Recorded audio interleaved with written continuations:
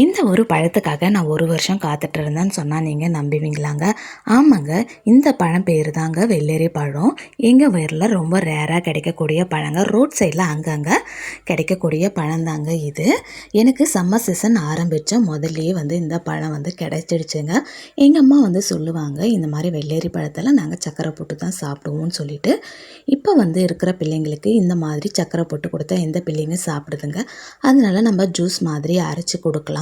அவங்களுக்கு எந்த பொருள் நல்லதோ அதுக்கு ஏற்றாப்போல், அவங்களுக்கு விருப்பத்துக்கு ஏற்றாப்போல் நம்ம செஞ்சு கொடுத்தோம்னா அவங்க நல்லா விரும்பி சாப்பிடுவாங்க. நம்ம ஒயிட் சுகருக்கு பதிலாக நாட்டு சர்க்கரை கூட இதுக்கு சேர்த்துக்கலாம். இந்த மாதிரி சேர்த்துட்டு பாலும் சேர்த்திங்கன்னா இன்னும் ஹெல்த்தியாக இருக்கும். நம்ம நல்லா அரைச்சிக்கலாம்.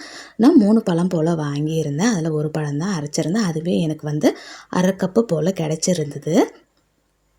பாருங்கள், சூப்பரான வெள்ளரி பழம் ஜூஸ். உங்களுக்கு உங்கள் ஊரில் கிடைக்குமான்னு சொல்லிட்டு கமெண்ட் பண்ணுங்கள். பிடிச்சிருந்தா சப்ஸ்கிரைப் பண்ணுங்கள்.